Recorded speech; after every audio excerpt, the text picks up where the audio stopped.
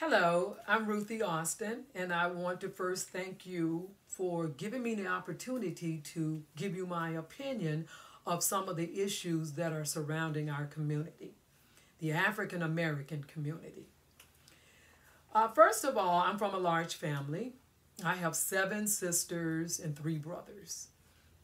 So I know what it's like growing up in a black family.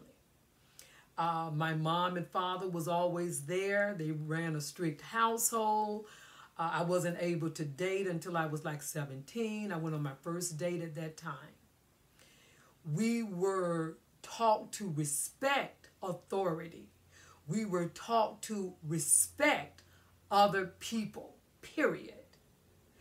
There was no back talk. If we got out of line, the neighbor was able to chastise us. And then once we got home, we got chastised again with that belt. So I'm saying this to say that when they say community, raising children, then that's what that is. And that's what we have gotten away from. What I feel that is the most important issue that's plaguing black women is the fact that they're not married. Black women look at being single as a curse. They want a man so bad, no matter how educated they are, no matter what type of profession they're in, no matter what type of jobs they have, they will lower their standards to have a man. Because the men that they really want, the successful men, they have found out is either married or has gone over to the other side, getting with white women, Asian, and Hispanics. Now, black women of today are the most educated. And what that means is we just caught up. We went back to school as adults when we should have gone when we were getting out of high school. So now we're catching up, which is good, better now than never. But at the same time, we are not putting our children first because we want a husband. What our main concern is that man, putting that man in our household, getting someone who's successful. And most of the time, they're going to go over to the other side. So now what you have to do is, I'll take what I can get. You bring them into your households. Now they're trying to raise your children. You don't want them to chastise them. You don't want them to have any input on you raising your children. But he's there. He's there. Why not? So you want to control that.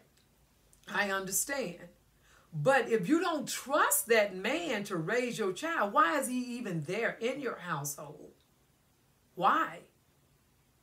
So this is, this is what we are going through.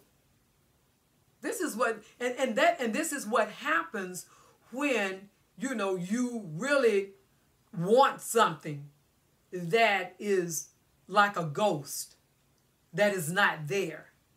But then you're going to make it there. You're going to create a man.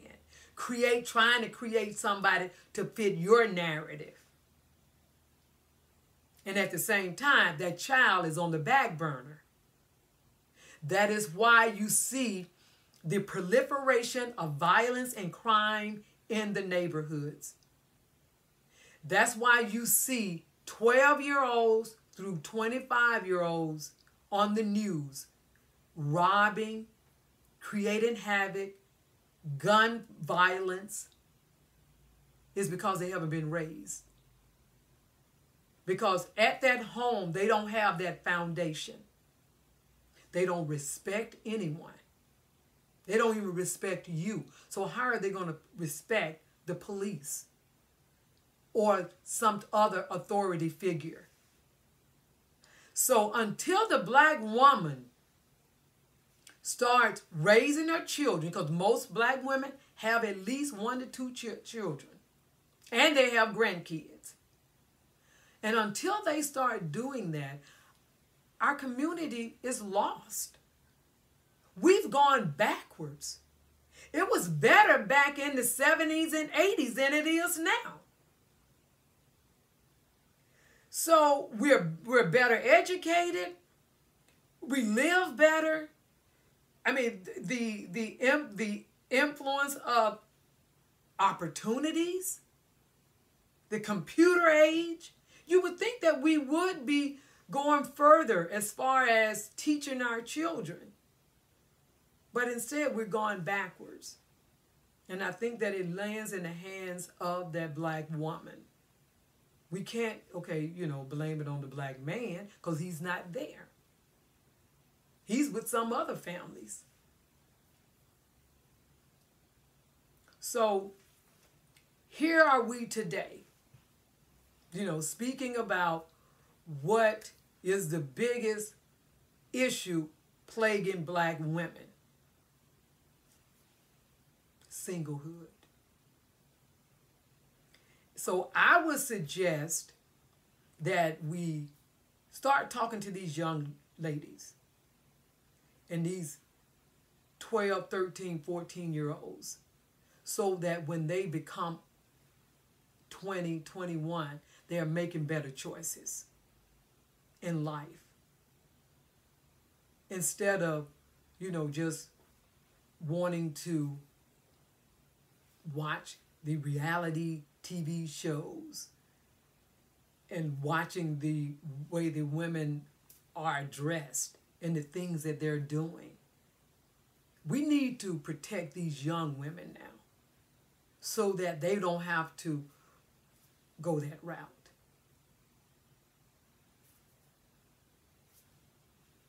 And that's how I see it. I just want to give a couple of topics of what I think is very important in the community. First one being homelessness. The homelessness in our community is off the rails. The politicians who are representing these districts should be ashamed of themselves. And I guarantee you they do not live in these neighborhoods. Only thing they want to do is sit around and tell us to vote for them. They come to the churches, they come to the neighborhoods when it's election time. But other than that, it's off the rails. And I do realize that people that are homeless really don't want a home. They really don't want a room. They like living on the streets. But we need to get control of that. I don't know how, but we need to control it. And we need to go to our elected officials. That's why they're there. Also, the drug abuse. Whether it's legal or illegal, we need to get that under control. Again, you have these facilities that are in the neighborhoods that are doing no good. They're just piecemeals. I mean, they're not trying to rectify or help anyone. But we need to get serious. And that is just a total blight on the neighborhood. The next topic that I think that we should address is child trafficking. Yes, child trafficking. There are young girls that are being trafficked every day.